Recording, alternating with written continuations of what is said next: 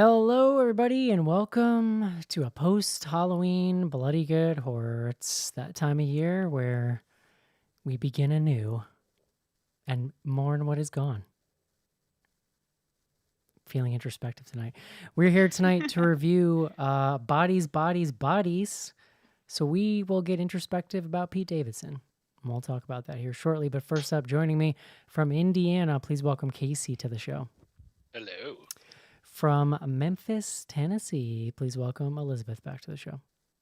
Hey, y'all. And finally tonight from the bucolic Pacific Northwest, please welcome Ariel to the show. Hi. I just like having new areas to describe. Yeah. Let's just get to it. Pete Davidson. What do you think of Pete Davidson, Casey? I'm a fan.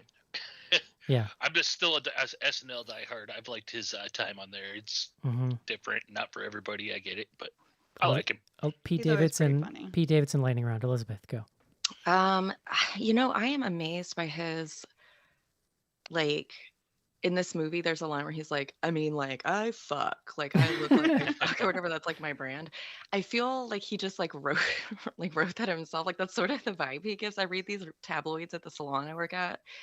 And like, he has been with like every amazing starlet of our times.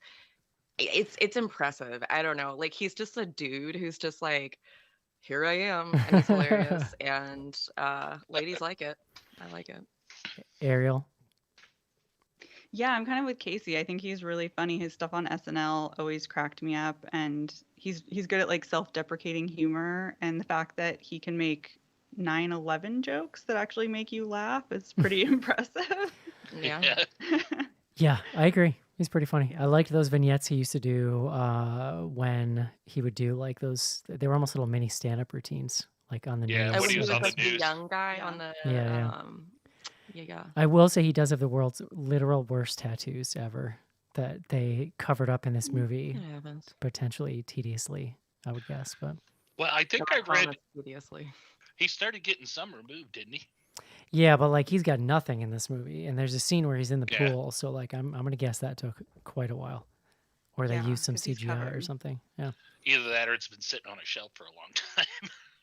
No, I don't think it's been that long. I think I was reading an article actually about like how, because I think he actually cited the difficulty in covering them up as partially why he was trying to get them removed. But like then they never fully go away. I feel like you're still gonna, right? Yeah, and I had a roommate who did that. She got a tattoo removed, and yeah, it didn't ever. Unless It it's just like looks like, unless it's like a Really swastika faded. or something, just leave it. Like well, not even faded. It's like in some spots, I guess it was like completely removed. It just looks very mottled. I feel like it is looks the like word I would use. smudgy or something. Yeah. All right, well, we got Pete Davidson talk out of the way, so let's take a quick break and talk about Bodies, Bodies, Bodies. This is it, Jennifer. Your big break in TV. From the prime time. Main feature.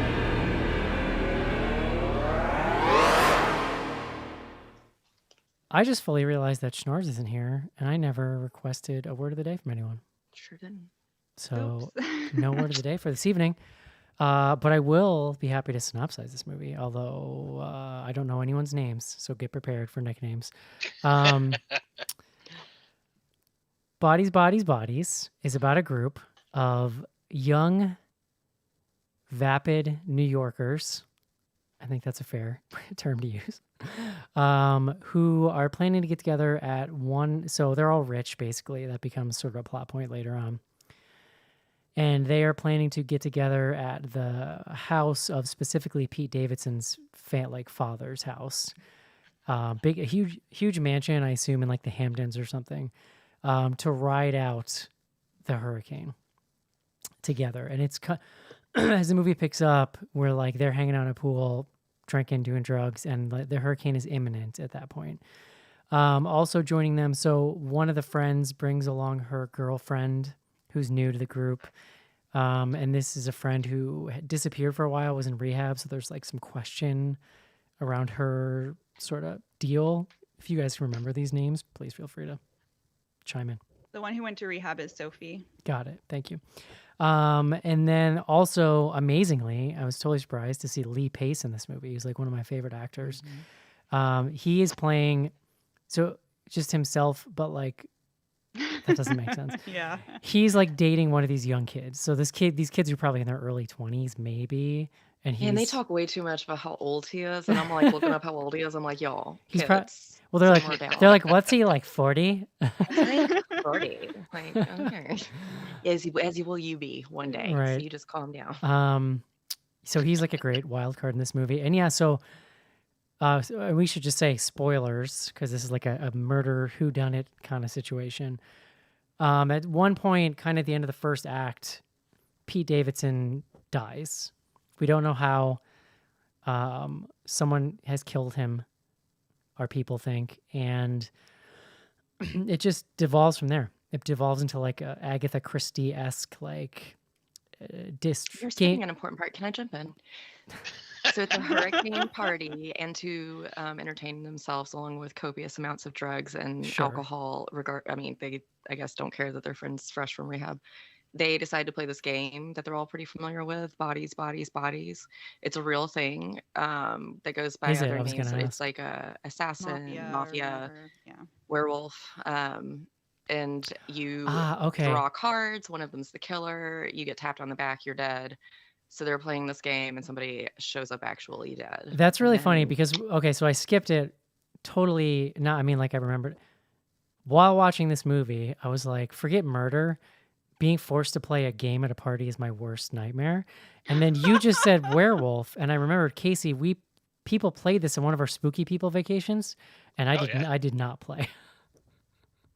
Yeah, no, that was a Stalker. staple in our group. So Like I remember So in somebody a being like, different time, "You want to play werewolf?" And I was like, "No, thank you. I'm good." I'm in the upset." city of Memphis in Midtown, in like the music scene I was in, we played Assassins, and it was like basically citywide. And like I was getting gas one night, and somebody came up and like tapped me on the back like 2 days after it started, and I was That's so dead. And I was cool. like, well, damn. Well, now it's not that much fun. But like I had two really cool roommates at the time, and we'd be getting ready to go out, and everybody's like, I don't know if I even can like go to this thing tonight because like I know Brent's gonna be there, and I'm pretty sure he has my name because he killed whoever, whatever. Like it was this whole thing.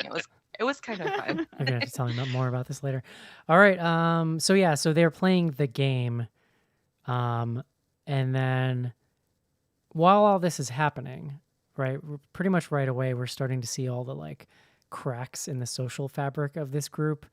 The game sort of inflames a lot of that, and then once they find Pete Davidson, like it all just blows up.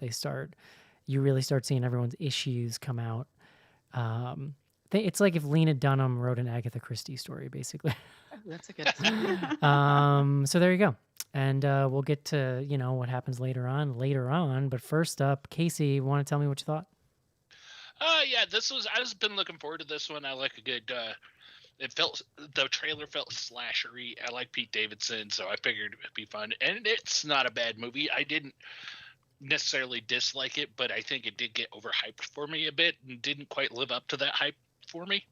I got the joke they were going for and everything, and I understand that, that the characters are supposed to be unlikable and whatnot, and I didn't have that big of a problem with it. It's just overall, I don't feel like it did anything too new as far as those kind of movies go. I think it was kind of predictable to an extent, and it just didn't wow me. I enjoyed it though. Ariel. Yeah, so first of all, I'm just glad to be on this episode and getting a chance to talk about this movie because we covered it on More Deadly a little while ago, but I had an emergency and had to bow out, and the lovely Elizabeth took my place as co-host, so it's fun to be able to actually talk about it now. I know. I'm glad that we're on this one together. Yeah, exactly. So, first of all, I just love the whole premise of this movie. I'm a sucker for murder mysteries. It's like my favorite thing. And especially the kind where it's like a locked in, cozy mystery. Everybody's trapped somewhere and people start, dying and you have to figure out who has done it. That's my favorite thing. And I feel like this is definitely a very bloody Gen Z version of like, and then they were none, like you were saying, an Agatha Christie novel. And so for that alone, I love it. And I get what Casey's saying about it being a little predictable. I did guess the ending of it, but I didn't know exactly how it happened, and so it kept being fun for me, even though that that reveal was was so happening. good. Yeah, and I don't know, there's also just this like lightness and fun to it, but it also has some kind of very entertaining, biting satire about Gen Z and kind of, internet culture that I felt like did keep it a little fresher. So I don't know, I had fun with this one. Elizabeth. This is okay. So this is kind of a tough one for me, and it's interesting that I'm talking about it sort of on air twice now because I've watched it twice now, and with each viewing, having time to sort of think about it has changed a little bit, I guess, my opinion of it. So, not to get too spoiler heavy right off the top, but this is something akin to like a deconstructed slasher, I would say.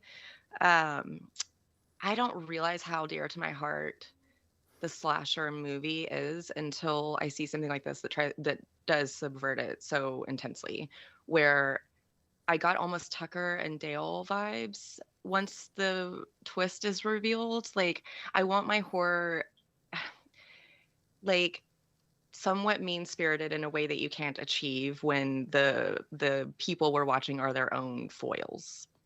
So I did find a lot to unpack in just the way that they spoke to each other. I think it's incredibly smartly written.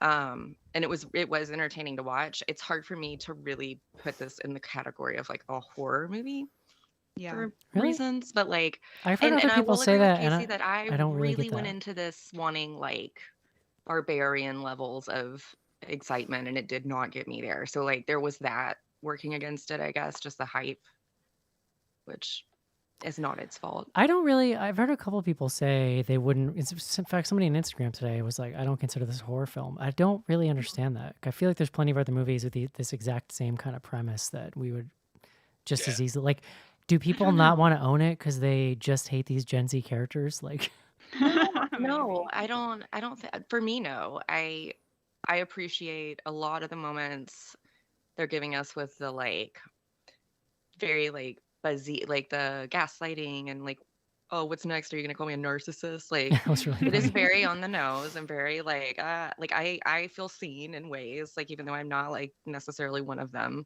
And then definitely was Googling other things that I did. It went totally over my head, but like Oh, like that what? doesn't What leave did a you bad Google? taste in my mouth. Like I don't mind that it's young or trying to be like cool. What did you Google? I don't remember. Oh, I love knowing that. I'll Like, have to what did think you need about to know? it. I'll tell you. I was looking forward to this a lot, and then had seen, maybe I had a reverse experience to Casey, where like lately I've seen a bunch of people coming out just kind of being like, yeah, it was fine, but like, man, I loved this movie. I think it's actually That's fantastic. so interesting. I was really wondering what you thought of this. We haven't talked. I've realized like there's a specific kind of thing I like where it reminded me, this is going to sound weird. It reminded me of this movie we did in 2020 called The Rental, where these people are on an Airbnb. Yeah. Almost nothing happens in that movie for like an hour, but it's so tense because they set up these really interesting interpersonal relationships where you can feel the tension about to break at like any given moment. And they do the same thing here. Like from moment one, you can tell that all of these relationships are about 2 inches deep. And so when the shit goes down, it's going to break down. And it's just a matter of like, well, how's it going to break down, right? And then what's going to come out? What are we going to find out? Lee Pace is like one of my favorite actors. He's on, I haven't even seen him in a lot, but he's on *Halt and Catch Fire*, and like just carries that show. Like there's a lot of amazing actors in that show, but he's really so good. He's always the pie maker to me. What's that? Pushing Daisies. Oh, okay. That's right. I forgot that was him. But he's like such a great addition to this cast because he's just, the character is a wild card, and he does so well at making you uneasy. Like you cannot get a read on this dude. Mm-hmm. Like, is he sinister? Is he just some kind of like airhead? Like, and because he's older than them, there's almost like a coding of like, he doesn't speak the language of the locals. Like, right. you can't really place like what it is with the otherness about him. I love him in this. He's probably my favorite part of it. I also I really enjoyed the girl who's like the girlfriend, the foreign girl. Did we See? decide where she's from or not really? Just the one girl's like, "Are you from Russia? Are you from Moscow?"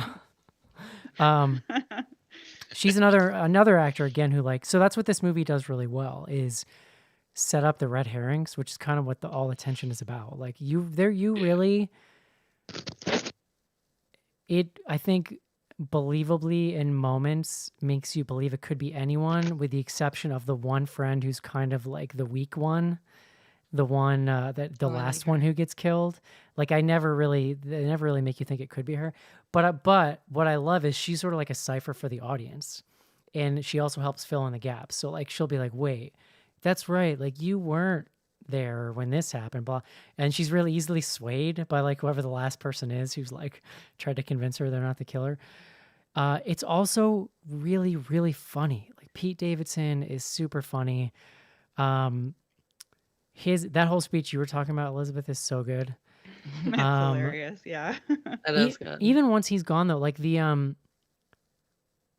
I am fascinated by What does he say? I'm sorry, what does he say? He's like, all that means you calling me a narcissist is that you like read the internet you have or you Twitter. have Twitter. Right. That was a really good line. Uh, But also like he's scary in that moment. Like he mhm. crosses the line, he punches the wall, like everybody kind of freaks Right. out. And like I was really fascinated by like how therapy literate all these people are, but like to a fault, to like where they're sort of over intellectualizing the things that are happening to them.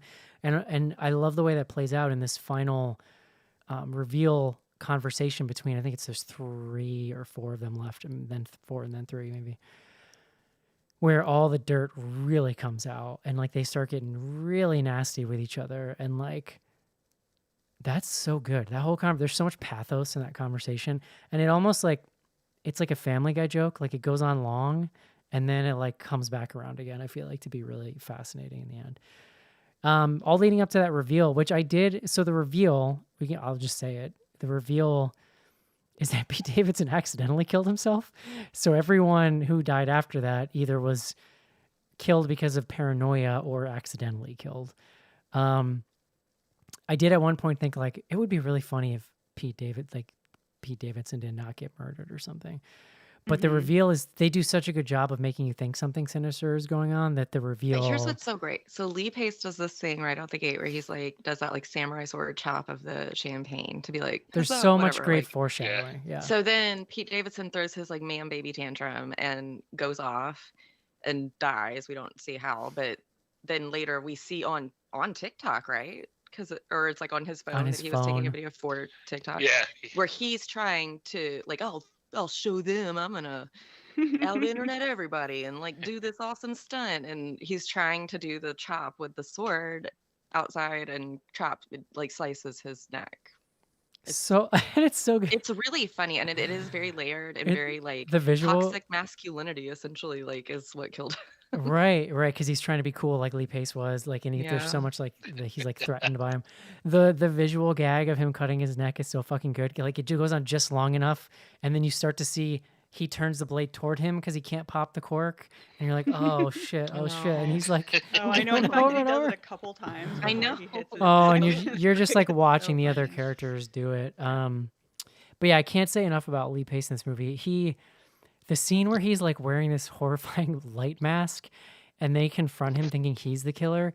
Man, he is so good at being like Yeah. Like really in the end, right? Once you get the reveal, what you know is like he's just a weird dude. Like he's just an intense dude. Right. But in the moment of them coming at him and him being, he's trying to de-escalate, but he's also trying to like defend himself a little bit. But Yeah. he's also real freaky. Like when he thinks they're fucking with him and he starts going, ooh, like he's getting up in When their he's pretending face. to be a werewolf. Yes. Yeah. It's so funny because they're essentially working from 2 different perspectives. Like he has no idea that they think he's a murderer because he doesn't know anybody died, and they think he's likely the killer. And so when he starts acting like a werewolf, they all start screaming because they think he's gonna kill them, and he's just being a goofball and a weirdo, you know. And like that, when he dies in that scene was so shocking. Like I love the way they do it by obscuring what happens at first, Yeah. and it's Great to see his face. he It's acts great. it so well. My jaw dropped like before the show, Ariel, when you were talking about how you euthanize hamsters. Like that's exactly the physical gosh. reaction I had to that moment when he dies. I know. I kind of wish that convo was on air. It's Well, listen, fascinating. that's why you got to be a patron so you can Yeah, check you out the gotta get the pre-show. pre-show. But yeah, I loved this movie. I actually liked it a lot more than I thought I was going to. It's just really good. You do absolutely have to be willing to spend time with some like real shithead characters, but like I watched all of Girls, so like I can do this. You've trained well. I mean, there's really I a lot tried of watching Girls once and I couldn't do it. I just There's didn't a understand. There's weird a weird watchability to those types of characters that I don't know what it says about me, but like it's a self. can I just think get it's down for with me. it. It's like it taps into my own self-loathing or something.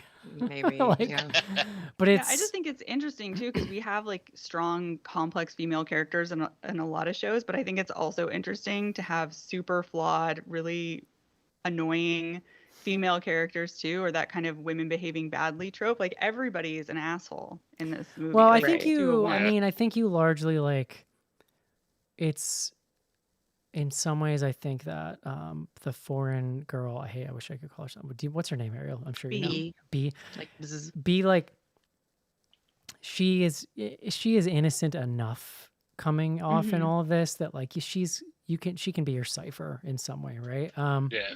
In some ways, but she's also somebody who sort of She- lied and manipulated her way into a relationship, and she murders 2 people. Well, but over the course- eventually, I'm talking like through most of the movie though. That's like third Yeah. act kind of reveal stuff. But yeah, That's the actual like part that did impress me with this movie and the way it's written is they throw so much information at you that it's hard to pin down exactly what was going on, especially if you hadn't figured out the idea of, Pete's demise. They mix it up because as soon as you start thinking it's probably this person, then you see something happen that it was obviously not them. They couldn't have been in that room when it happened or something like that. Or there was an accident like with one of, with B or stuff like that. So they keep you on your toes because you can't really pinpoint one. Well, technically it's not any of them. So they do a good job of making you think it could be and keeping you guessing. It doesn't hurt that it's mostly lit with iPhones by the actor. Like it's very I love that. very inventive and sort of unique, I think, the way that they create this almost like Hitchcockian feel with the shadows and the light with this like ultra modern trope of them all having their phones, even though they don't have Wi-Fi. They've all got their flashlights. Right. Yeah, I Yeah, think- it's basically just the flashlight on their phone and Right. glow sticks. I mean, in around the Alice's stairs, neck, like that's it. right, like you really do get these moments almost like Rebecca-esque Mhm. where Yeah. it's that. cool. And I loved Yeah. it. I can't think of the girl's name, but the one girl with the longer brown hair that was wearing the glow necklaces and bracelets. That I loved that in the makeup of this movie, how she always stood out even in the shadows because she always had those necklaces going. I thought that was a Yeah. funny touch too. Mhm. Yeah, that staircase scene I thought was really good too. And that was actually the moment where I sort of guessed what was happening in it I'm because impressed. well, it's because that scene where like the blood is on the staircase made me think of the documentary The Staircase, which then made me think of the owl theory. And so then I was thinking, oh, it's probably not anybody. You What's- know, How what- interesting. You're smarty. what's That's smart. the owl theory? The owl theory is that the husband didn't kill her with the blowpoke. Instead, an owl did it, which I know sounds ridiculous, but they did find owl feather like Yeah, bits Eric, we should in the watch this wound. Is this Staircase. about a movie? It's a It's a true crime. documentary. Oh, yeah. gotcha. I didn't know that. It's interesting too, like there's definitely an age gap that's going on with this movie, and it's the way they've cut it. It's felt like we've all said it's pretty focused on that Gen Z thing. It's something that being Gen X and pushing 50, I don't fully understand. So I think that's part of the reason. I mean, I'm why 40. This is, I don't understand 20-year-olds either. Like we're not. no, but you're closer than I am, and I think that's part of why it didn't live up to the hype for me. Just because I think that's there's a lot fair. that went over my head. I I think also that's fair, and I think it's also big have a swing gray to beard. make. I Yeah. think they're purposefully making a movie with a really specific voice and understanding that that's going to I think And I'm though, not knocking somewhat it. isolate. I guess you I know. would counter argue Yeah. that like while there is some of that, I think that there's a lot of like I think one of the most interesting aspects to me is the class stuff that runs through it, which I think is pretty Yeah. universal in some ways. Like Yeah, there's There were that. some really good definitely. moments. one of the on funniest Rich people conversations, have guns. one of the Oh yes, funniest, my friend, come to the South, one of the funniest the land conversations of in the all the guns movie and all the rich people. is in the third act when like everybody's like going at each other. It's all coming out, and one girl's like, "You guys like we're all rich, but you're like rich," and then she was like. She comes out and she's like, you're like, love this like rags to riches story. Like, I have news for you. Your parents are upper middle class. And she's like, no, they are not. And she's like, they're professors. Yeah. And then they says at a university, and she says public. Public. I like the way she says public with like disdain in her voice is so Yeah. Them amazing. trying to like win that conversation. Oh that my was really God, fun. I Well, love that. yeah, I think that's what's interesting is that when they're like shouting at each other and claiming stuff, it's like anytime they're on the defensive, they just throw something back that's totally like chronically online language to each other, Mhm. like saying Yeah. you're ableist for calling her a psychopath, or talking about so funny. mental illness. Oh yeah, stuff. your mom has border. Like what was that moment? She's Yeah. like, oh my gosh, that's like really serious. Right. In the Or middle of even this, when, like- she, in the like, that line, Elizabeth, is in the middle of this argument where they're trying to figure out who the murderer is. And she's like, oh Is my that also the gosh. same conversation where they're told one character tells another that somebody hate listens to their podcast? Because that both made me laugh so hard, and also like I would die, I would cry. That's like your worst fear if you've ever spoken into a yeah. microphone. Like that's Yeah, somebody's all just the like, stuff about podcasts was hilarious. It about really how it's was. so hard work because you have to It's make a hard Google work. Calendar. Yeah. I got a following? good laugh out of that one. Yeah. Yeah. Yeah, and I mean Alice even like okay, so when Sophie says that she thinks that nobody would have a problem with her cocaine use if she wasn't a black woman, that her friend who's That was also using really- cocaine all the time Yeah. is a white man and nobody has any issue with that. And so I thought that was really interesting, but Alice immediately goes on the defense and she's like, but I'm an ally, and then she can't think of like any explanation for why they would say something different, so she just immediately like, changes the subject. I definitely hear you. That was interesting. Yeah. It's like all those little fissures in their relationships that start to get bigger and bigger as it goes along, and you end up realizing that they basically all hate each other. Yeah. You know what's funny is like, they make gags about Lee Pace being older than everybody, but like, isn't Pete Davidson older than all those people? Like, I know he's Yeah. he's got a break like young. I'm gonna look it Yeah, up. he's like 30 by now. I would think so. He's I like don't my know. age, I think. I'm 38.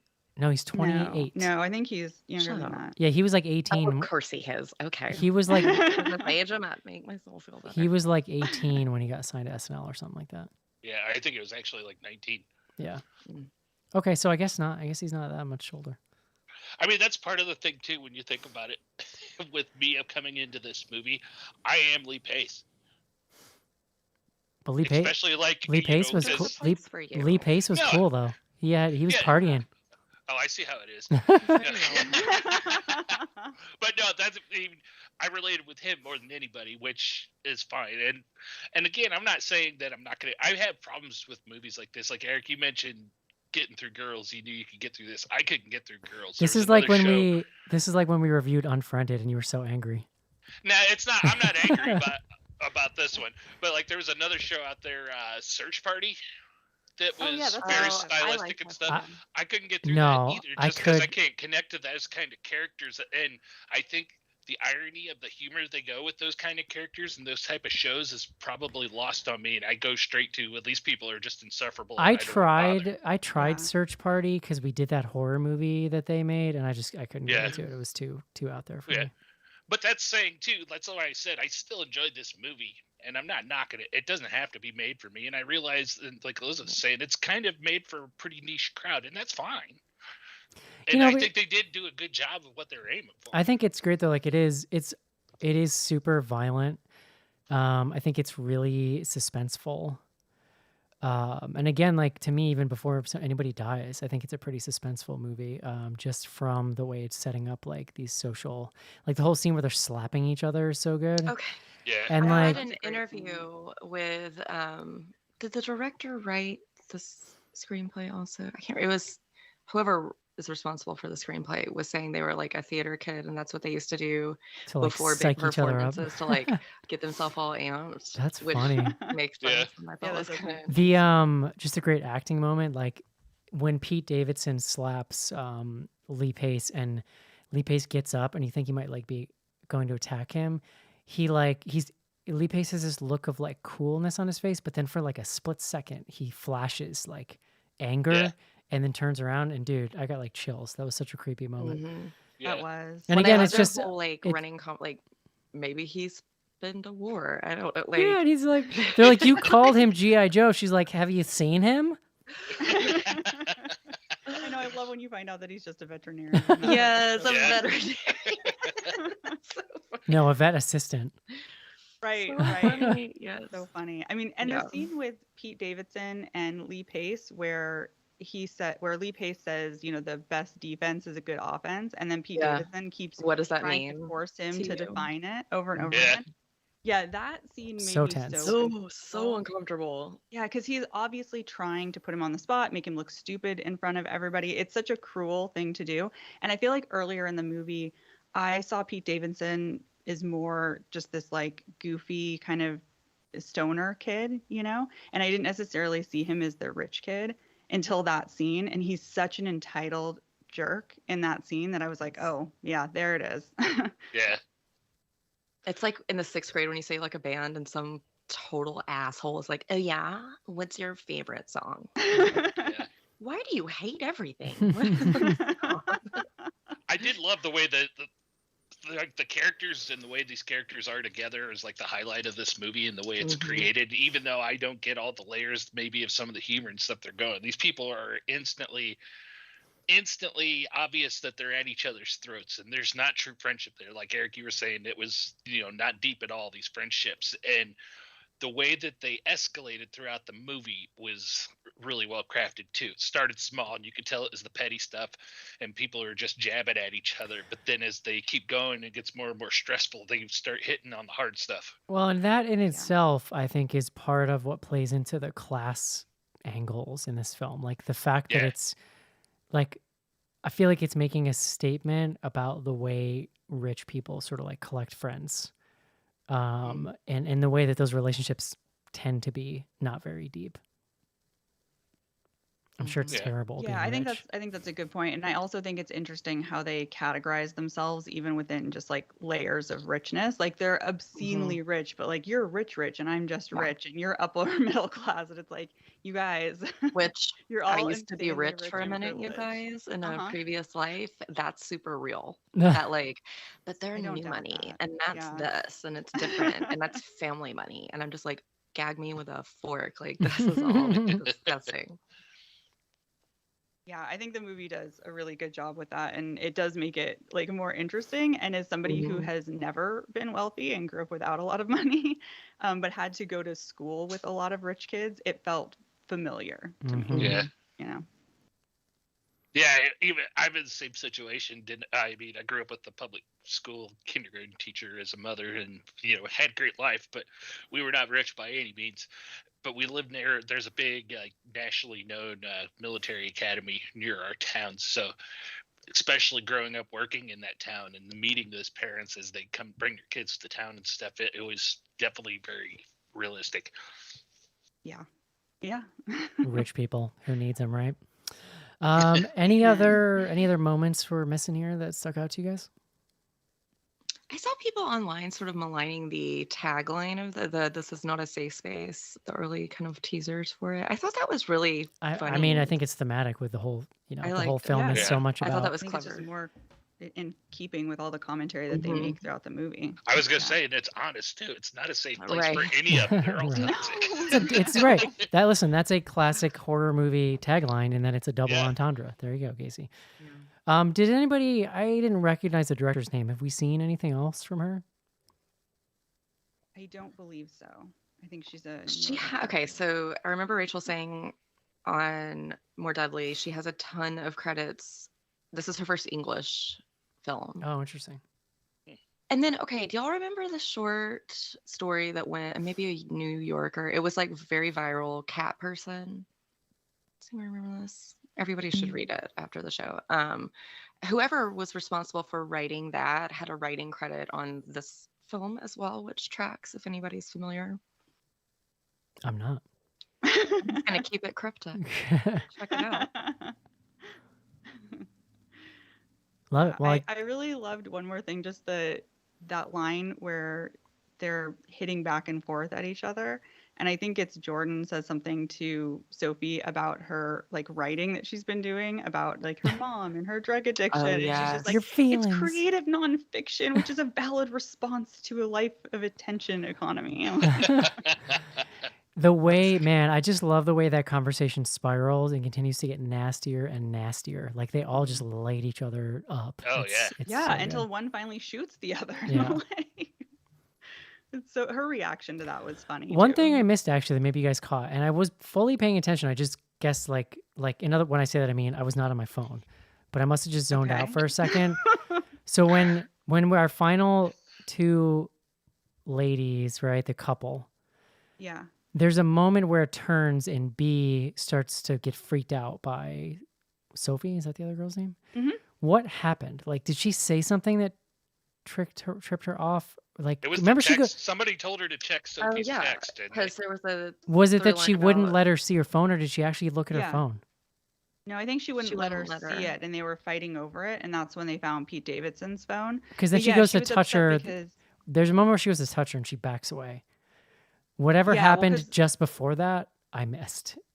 By missed, I Oh, mean I was okay. looking right at it and I don't know what happened. I think it's Well, I just that she think- wouldn't just give her her phone to be like, Yeah. Right. look, there's no text. We're Yeah, not. it was a and why don't also you she trust doesn't me? know why to, Yeah. she doesn't know how to trust her because she could be the murderer. But she's not only had Jordan say like we fucked, and there's evidence of it on her phone, but she also remember she found that bra in Jordan's That was a bag or her great- room, Yeah. and then she Yeah. found like the matching underwear in the car, so she knows that it happened. That was Mhm. another great like callback, that moment. Yeah. Yeah. That and the sword. Love it. Well, I guess that's it for Bodies. Would you recommend this movie, Casey? Yeah, I'd say watch it. Ariel? Yeah, absolutely. Elizabeth? Yeah, it's really smart, very entertaining. Not maybe a horror movie, but watch it. Stand Counterpoint. by my- It is a horror movie. And I can prove that because I would say yes, and I'm also about to put it on my top 10 horror movies of the Ooh, year. Where's it gonna go? Well, So- Eric has spoken. I stand corrected. Let's take a quick He's break the and arbiter of all truth. and that's right on this show. Yes, let's take a quick break and do some fan mail. A treat that's all trick. A nightmare that never ends. He came back to finish what they'll never forget. How do you kill what's not alive? Donald Pleasance, Jamie Lee Curtis, the broadcast debut of Halloween 2. The night he came home. A debut network special presentation coming up next.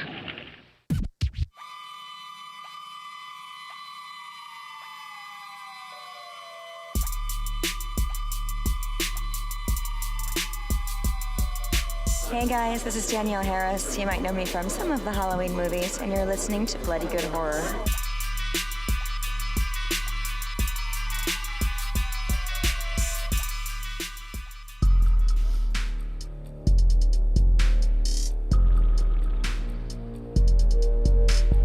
Send feedback to info@bloodygoodhorror.com or on Twitter using hashtag AskBGH. Join Patreon to get back episodes and much more. Patreon.com/bloodygoodhorror.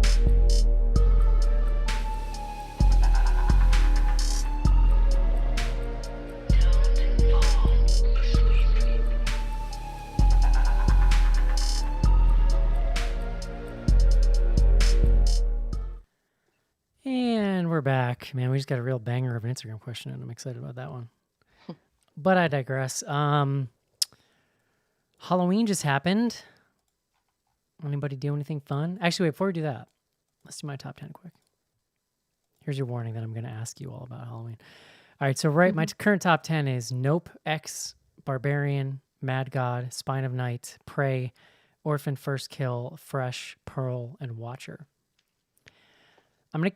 So for now, I think I'm gonna bump. I'm finally gonna do it. I'm gonna bump Watcher.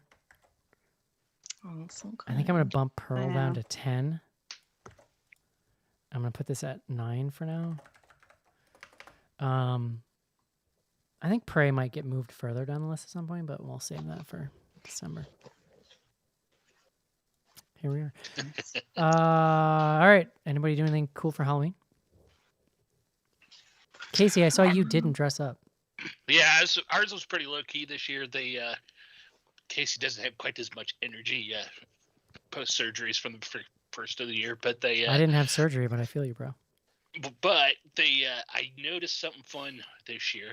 I sat outside the whole time passing out candy. Colin, the kids were dressed up, but our neighbors across the street usually have their family over and hanging out in the garage, and they have like 6 kids, and their youngest is maybe 10 or 11. And I was watching him, and he's running around. He had a mask of that clown from American Horror Story, the carnival version from years ago. Yeah, and just like kind of like a cape thing, and a machete was running around. But I was watching him and learned that he'd been watching me over the years, because he was going and freezing and standing like a statue, like a decoration, waiting for people to get close and jump out and scare him, which is what I've always done. And then we had somebody in our neighborhood that used to do that, like a scarecrow. It was so much. I knew it was coming, and it scared the crap out of me every time. Yeah, nothing. Yeah, I've been doing that for years. I saw that that night. I was like, oh, that's adorable.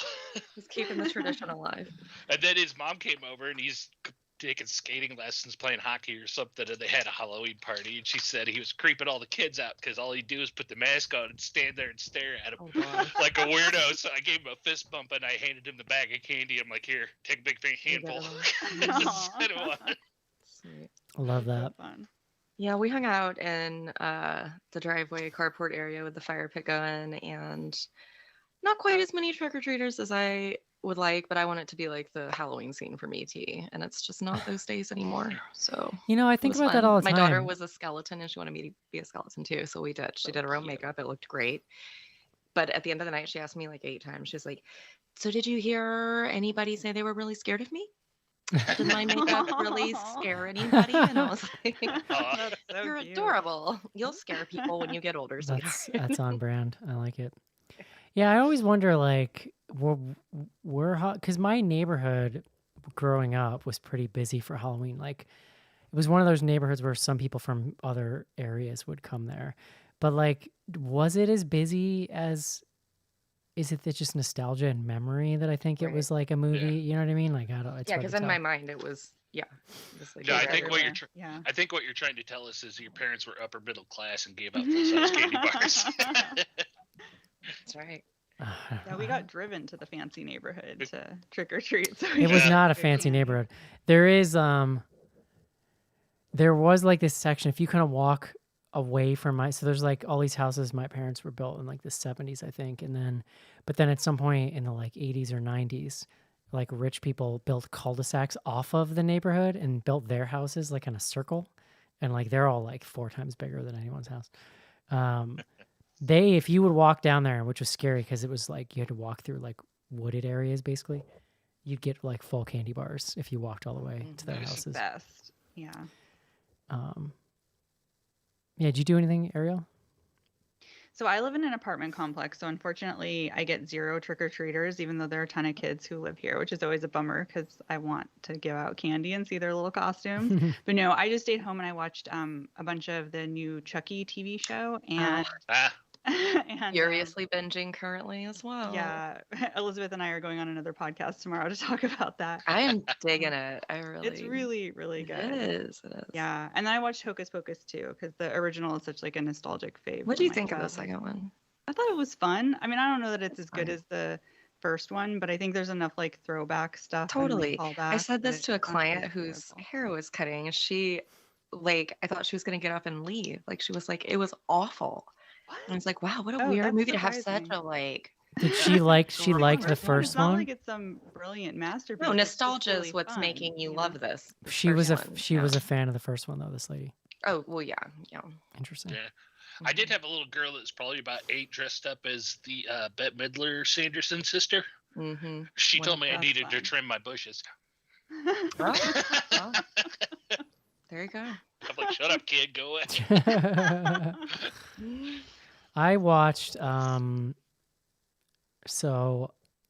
let's just say I'm on a Plex server where someone uploaded some wonderful genius of a person that I want to kiss on the lips.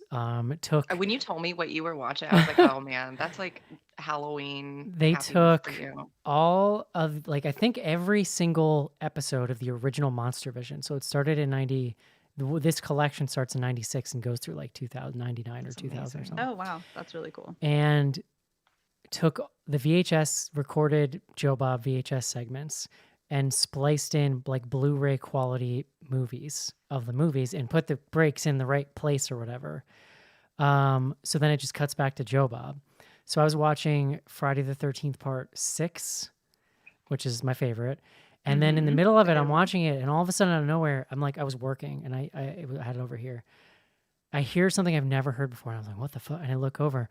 This brilliant just gem of a person has also put in like cutscene, like deleted like work print scenes into this movie that I've never seen, even though, I've seen this movie like 7 million times. So I want to watch. that was pretty Get me exciting. on that server. Like deleted gore, and like there's a couple of deleted dialogue scenes that were put into it. So that was super Oh, neat. that's really cool. And I gotta say, as a controversial statement here, Elizabeth knows what I'm gonna say here.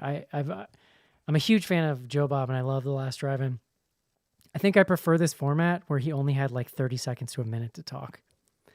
Cause like on Shudder, he just puts me to sleep. Like I'm trying to make it through the movie, bro. Like I don't have 10 minutes every It's a little break too long. to listen to your fucking old man rants. So yeah, but I like seeing him like, That and was so harsh. I like seeing him on like a commercial break schedule, like every 7 to Yeah, 12 I minutes get for what you're 30 saying. seconds. It's delightful. Like that's all I want. That's all I need. We do watch the Last Drive-In later, where I feel like you have more energy to commit to the segments. Yeah, the one But thing- when it's live, you're asleep. The one thing I do like of the longer format is he really gets to dig super deep on like trivia of the movies. And yeah, lore. And You get to just, learn yeah, shit. that But kind of like, stuff. if it was just that, I think I feel differently. It's the rants that I'm like, okay, we're good. The bit, I had to laugh I when don't- Elizabeth I don't- said that. I don't need the bits, is what I'm saying. I had to laugh when Elizabeth was talking about you watching The Last Drive-In, because they had the Halloween special with Cassandra Peterson. Eric, you were quite fired up, and I think you maybe lasted 10 minutes. No, I lasted 10 minutes in the chat because I can't do two things at once.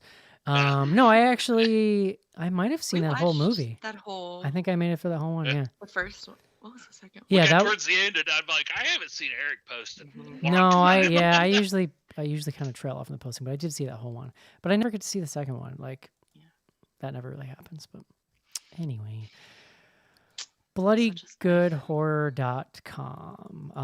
Mr. John Shelton is spearheading the website these days. I tried to get him on last week, and he told me that he refused to watch Spirit Halloween. So in case you're wondering, Shelton, still Shelton. So there you go. But I was taking a look. So there's a bunch of stuff you can check out there now. There's a review for Terrifier 2, Barbarian. There's a roundup of Fantastic Fest, which is going on.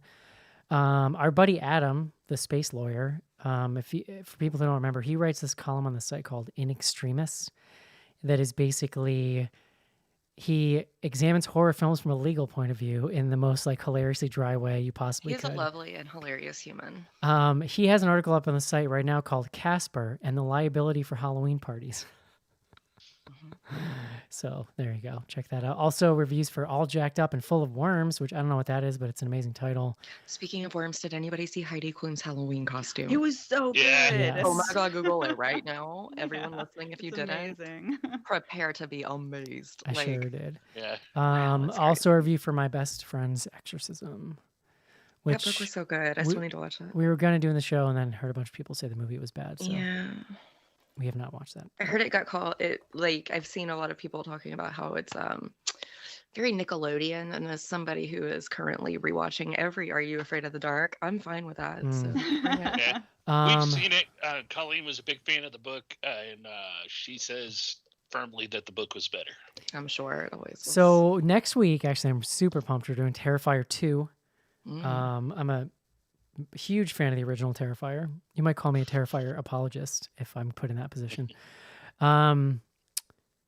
And we were going to do this week, but we swapped because I want to make Schnars watch it, and he's never seen either. So Oh, really? yeah, I'm good. Okay, so We're going to get a fully B- fresh Schnars BGH, take on Terrifier. deep BGH lore. The first time I ever wrote in was after your review of Terrifier, because you Nice. loved it so much, Eric, that it had been probably 6 months as a avid listener since I'd heard you that excited about a movie. I was 7 months pregnant and could not bring myself to watch that movie because I was getting nauseous, and just that first one really kind of bothered me. It's really good. Very few things do that to me as such a I think we watched seasoned it horror fan. together for your first time, right? Believe so. Yeah, think so, yeah. for sure. But yeah, so I love. You can go back whatever episode is after the Terrifier episode. I'm And, expecting trauma levels of response from Schnars. That's what I'm hoping for. Oh, I can't wait to hear what he thinks of both of Art the Clown in general. What was the other one? The other episode you wrote into? I think it was Deep Blue Sea 2. I think we were talking about one day. Yeah, I think that's the one I wrote. Yeah, well, the maybe it was letter that about you read, the letter. Terrifier. Yeah. Anyway, no one cares. Um, Moving on. Next up, we got a notice from Whitney, who's running the book club these days. November's book club pick is House of Psychotic Women, an autobiographical topography of Okay, so this book sounds great. It's hilarious because it's like a book that one of the characters in this movie would be reading. Like Oh, I love it. Good What is it book. called? What's it House of called? Psychotic Women, an autobiographical topography of female neurosis in horror and exploitation films by Nice. Kayla Janice. This Yeah, is it's an updated edition. It's really good. This is the Cool. first nonfiction book club pick of 2022. So join us over on BGH Book Club Reddit or on Slack to discuss. Slack members also get to vote in the December book club pick. So join there. If you have any book club recommendations, tweet us. They're on Twitter at BGH Book Club. Yeah, so they Whitney chatted. also had a great costume. I don't know if anybody saw her Maxine. Maxine, yeah. It was good. So yeah, you can hang out with people on Slack and chat about the books. They do smart book stuff on there. I'm not in there, but I'm told it's great. If you were a patron, like sometimes we get people who'll say, "Hey, I'm a patron and like I don't have a Slack invite anymore." Just shoot us an email or hit us up on Twitter or something, and we'll get that sent out to you. Toot sweet. That's it for emails, info@bloodygoodhorror.com. I want to give a quick shout out to all of our patrons for supporting the show, keeping us going all these years. Thank you for everything you do. If you're interested in joining Patreon, patreon.com/bloodygoodhorror. If you were a patron and watched the pre-show, you could have heard our story about asphyxiating gerbils before the show. Not gerbils. What's the other Poor thing? Tibby. Not gerbils. Ooh. What? I have to go a hamster. Hamster. I have to thank go you. check on her after we record. Oh, It's like it is imminent. She will be Aw. passing. Gross. Also, I found a dead mouse once and screamed like a lady. So She's not a mouse. She's my hamster. I know, but still, once animals are dead, I'm like, I can't. Sorry. Like I often Let's be honest, wonder. you have not been wild about Tippy in her living days. I often wonder, like, because my last dog I put down, but my childhood dog died went to sleep under our couch and didn't wake up. And so, like, I always wonder, like, man, if I wake up and my dog is dead, like, can I touch it? Horrifying. Like, do you call like a dog ambulance to come get the body, like in a movie? Do they bring like a bag? Oh Lord. no, you just have to take him to No. your vet to have him cremated or good whatever Lord. if you don't want to bury them. Yeah. Hi, Yeah. could you guys help me with this? Thank you. What the hell were we talking about? I don't even I think we're remember. about to do Animals. Instagram. I don't know. It's with Casey. Yeah. Oh, Patreon. Patreon. That's how we got on that. So yeah, you could be checking out an HD live stream of the show right now, seeing all of our lovely faces and checking out the pre-show. You could also get the BGH Classics feed. This reminds me, I wanted to keep telling people what's on that feed. So let's take a look. Every Monday morning, a classic BGH at any level, you get this feed and a class BGH show goes out. This past Monday was The Lighthouse. The week before that, October 24th, Boo, A Medea Halloween. That was a classic. And you also get early release episodes of BGH. So I cut those on Thursday night, and then they go straight to Patreon. They don't come out on this feed till Friday morning. So if you're interested in that, patreon.com/bloodygoodhorror. There's also more there. All right, Casey, what's on Twitter? All right, we've got one tweet this week. Comes from at Erie, Arizona, and it's more of a show question, Eric. So this one's right up your alley. What platform do you prefer us non-Patreons use to listen to your podcasts? I switch between Spotify and Google Podcasts, depending on my daily activity. But which of the many non-Patreon platforms benefits supports you the best? Man, that's a super interesting question that I wish Schnars was here Very for. thoughtful. Yeah. Can you save that question somehow, Casey, for Schnars next week? Because he's like the business guy. He definitely. might know that. What I will say is, like, I'm not sure that it matters to me, although, you know, since we're newer on Spotify, since podcasts on Spotify are a newer thing, like, first of all, like, always the biggest thing you can do is give a review. Like 5-star reviews. On whichever platform. Yeah, 5-star reviews, especially on iTunes, are super helpful. But if you have done that, the other thing you can do is go rate us. I think, can you rate podcasts on Spotify? Yeah, you can do 5-star. You just can't write a review. Right. So like rating on Spotify would be huge because there's like 10 billion horror podcasts on Spotify. And like if you search horror podcasts on iTunes, our search ranking is actually pretty decent because we have horror in our name and we've been doing it for so long. I'm not sure that the same holds for Spotify. So I guess give us some review love over there. It would be amazing. And just like, you know, tell your friends about us. I think that one of the hardest things podcasts sort of go through like growth periods. And I think one of the hardest things when you've been around this long is like reaching new people. Yeah. You know? Yeah. Tell a friend. That's it for Twitter. Gotcha. What do you got on Instagram, Eric? Oh man, we got some real crazy questions. Might as well start off with the crazy one here. Just lots of Pete Davidson stuff, man. People have feelings. If Pete Davidson wants your girlfriend or wife, you just have to let him take them, right? I mean, Probably. I guess. I guess so. I mean, Kim Kardashian. It's impressive. Counterpoint. Why do I want to punch Pete Davidson so badly every time I see his face? I don't want to punch. I never felt the need to or the want to punch Pete Davidson seeing his face because he always looks kind of sickly. He does. He does. I can relate to that. He does like kind of a punchable face though, and I feel like he might be the first person to tell you that. Like he's very. It's one of the things that I think is endearing about him is that he's very like self. You know. Well, there was that whole thing viral back and forth between Ariana Grande and like the internet about like somebody put some comment on one of her photos on Instagram about like, why are you dating this dude? His eyes look like assholes or something. What? Yeah, and then she like goes under and it's like, he has the biggest dick I've ever seen, and also he has Crohn's. That's why his eyes look like that. He's an asshole.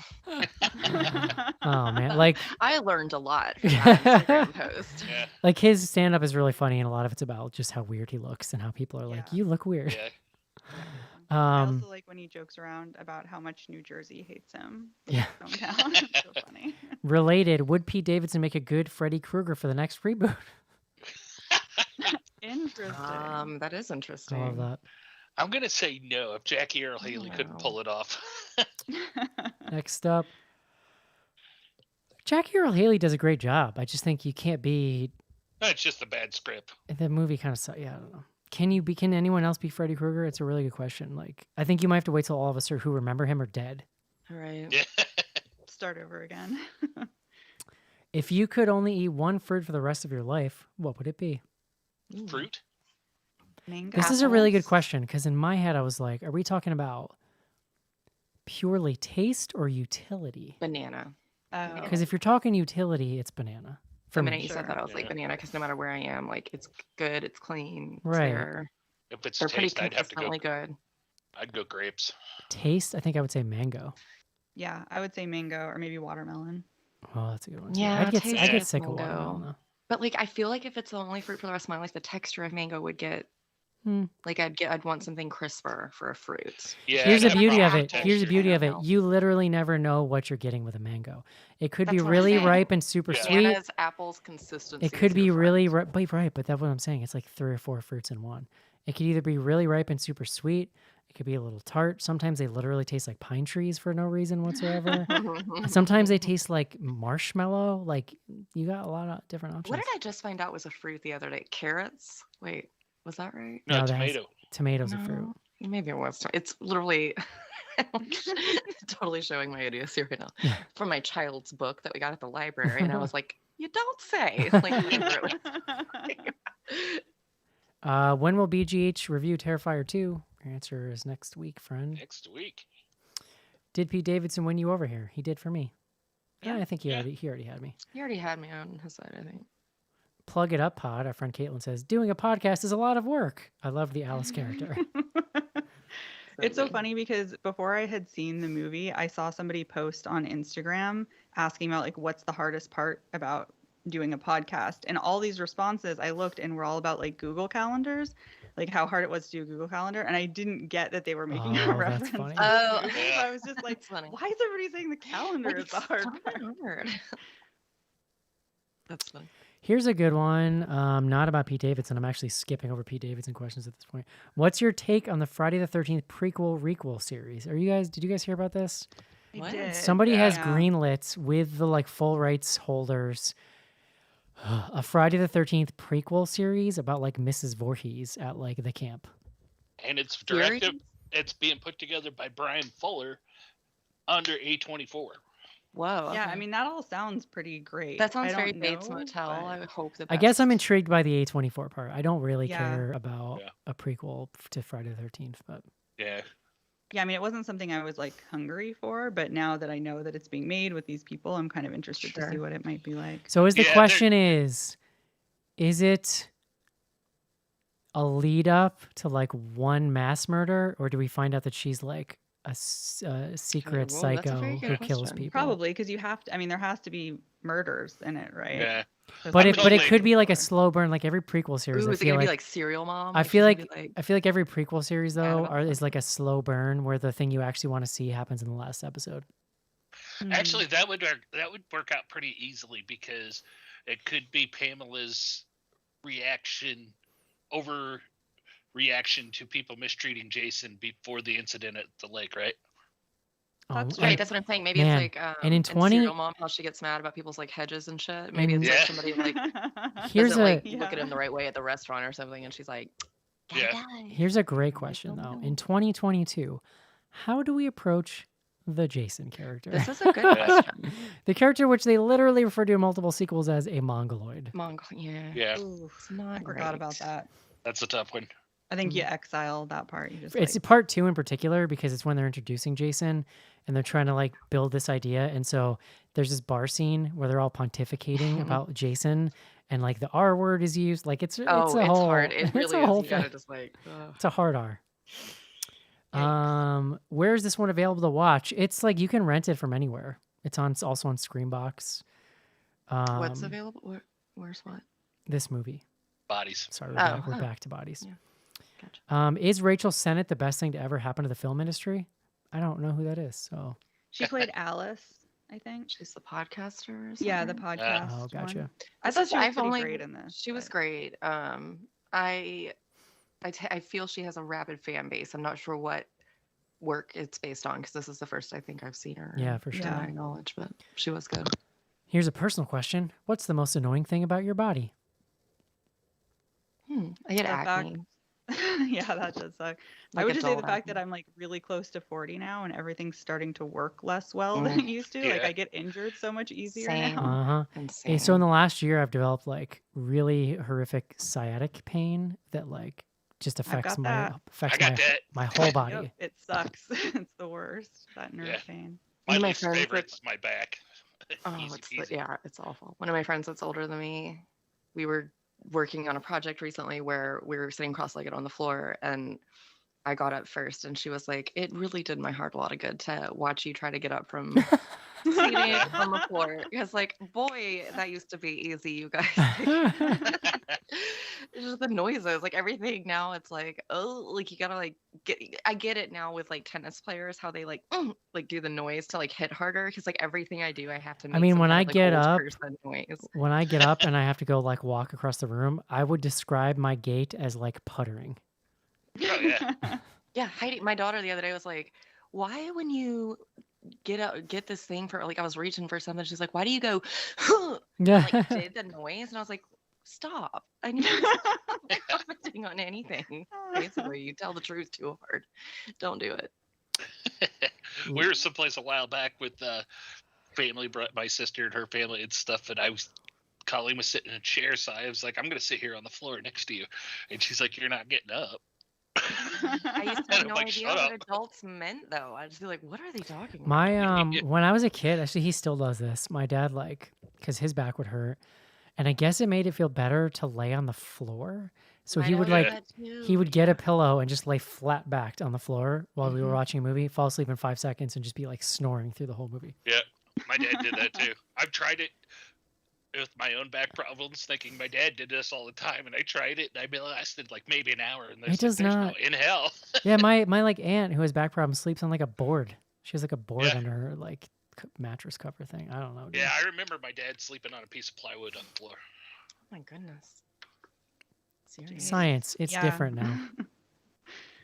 Yeah, I had to go to physical therapy for hurting my knee, and one of the things that they have you do as you get older is like sit on the floor, and then they make you get up without touching anything, like Ooh. without using your hands at all. Yeah. And it's surprisingly difficult. No, I'm Yeah, not I can surprised. Yeah. imagine. I've Yeah. been wondering if physical therapy would help with the sciatic pain. Yeah, there are things they It can do, can, like yeah. nerve flossing and stuff. Or like I don't know, acupuncture or something. Stretching helps. Yeah, it doesn't work. It doesn't. I mean, I stretch all the time. I don't know, man. All right, last question. Would you rather spend 48 hours in a house with a killer or a house full of influencers? Killer. Casey's like, no contest. Yeah, I'll take it. Me and Lee Pace are gonna hang out. I'll take. Who's the killer? Am I their flavor of like murdery, or would it just be Right. like, Are you going to be the victim, or can you just like chill with this murderer? Yeah, like, do you want to team yeah. up? I don't want to hang out with like Sebastian Stan and Fresh. Yeah, I don't feel like that'd go well. no. All right, That's true. that's gonna. Wait, I have a question. Oh, sure. One of my listeners sent in a question for you guys, so I love thought it. I'd read it. His name is Eddie. He's one of our patrons, and he's guested on our shows a couple times. So his question was about bodies, bodies, bodies. And I think Casey will especially appreciate this. He said, how can an old guy like me figure out it's satire? I mean, literally, I have no idea what, is it Gen Z is about, how they interact or what their social economic statuses are. So are there tells I should have noticed to tell me it was satire? FYI, I am so old that satire in my day was Blazing Saddles, which makes me deeply uncomfortable even to this day. Wouldn't I did Blazing not- I did not- Saddles? Question. Wouldn't Blazing I just want to Saddles? state for the record, I did not send that email. Wouldn't Blazing Saddles be more parody? It was satire when it came out. Satire. Here's what I will say is like, it helps in understanding this movie if you spend an enormous amount of time on Twitter. Yeah. Like Which I don't. that's why that Pete TikTok Davidson too. joke is so funny because it's so true. Like TikTok as well, right? So like especially if you're happen to be roped into like mental health TikTok, Yeah. like so much of this language is like So much of this language and people just like diagnosing each other. Right, Which both annoys the exactly. crap out of me and also makes me insanely jealous because we all just grew up in the fucking wild Right. west with no. Where you can talk Right, about so it I at think, all. like- It was woo woo if you went to there. I think the satire comes from a generation that's like so plugged in, Yeah. so online with social, and so now exposed to like this sort of here's what everything about love and acceptance and loving yourself and acceptance of your feelings and all this stuff is great, except you still have to find a way to connect with other people. And I think in the wrong hands, that kind of language can turn you into like more of a narcissist. And so like yeah. that's what we're seeing here is a bunch of really self-absorbed people It who can be have to used manipulate as well. who have used the Mhm. language of healing and mental health awareness to just become more self-absorbed and like less Yeah. concerned with what other people are going through. Yeah, your idea of liking that to, if you being familiar with Twitter, TikTok, and stuff. That's a fair point, and especially like talking to me, how I didn't connect with a lot of it. I still don't get TikTok. I have no interest in it whatsoever, and I haven't been much on Twitter for a while either. So Here's the I've reached irony. that age where Valid I'm choices. pulled away. Here's the irony is April- I recently went cold turkey on TikTok. I haven't been on it in almost a month because like I actually think it was like I'm very having a impressed with negative myself. impact on my mental health, ironically. Okay. But yeah, so I'm off of it now, but I have enough of it to where this movie like made sense. Yeah. What were you gonna say, Elizabeth? It's a good question though, because like you could watch this whole movie, and if you haven't been exposed to I guess any of maybe I the take it sort of for granted. periphery things. I take it for Yeah. granted how online I've been, even though like what is interesting, I think, in my life is like I'm still old and I don't like run in those circles per se, but it's like I am social media allows you to be a passive observer of it. So like if you And follow but I think enough, you don't realize how much like you absorb of the language and the attitudes and Yeah, sort of as you're the interacting yeah, with and I it. also at one vernacular of it until you absorb it. yeah. Right. It's like it's like subconscious without even realizing it. And I also at one point was in like a hardcore gaming phase like a few years ago and followed a ton of like gaming influencers, and they're so like this language is so of those people that like yeah. I see, you know, Yeah. that's the interesting thing like about there being no monoculture anymore. We're so used You to can our be little so siloed from other people. we're supposed I also Yeah. think that we're so used to our little silos that we don't even Mhm. even the people who are aware that there is a silo, like I don't know if it's easy to be aware of just how siloed off you are. It's almost like when you start having the conversation with somebody else about what their TikTok looks like or what they think the big issues are, Yeah. that you're like, oh shit, we're like on different worlds. You know what I mean? Mhm. Yeah. Well, it's like the end of Wall-E. Like everybody has their little like pod they're floating in, and Right. no one has to Aw, talk geez. anymore.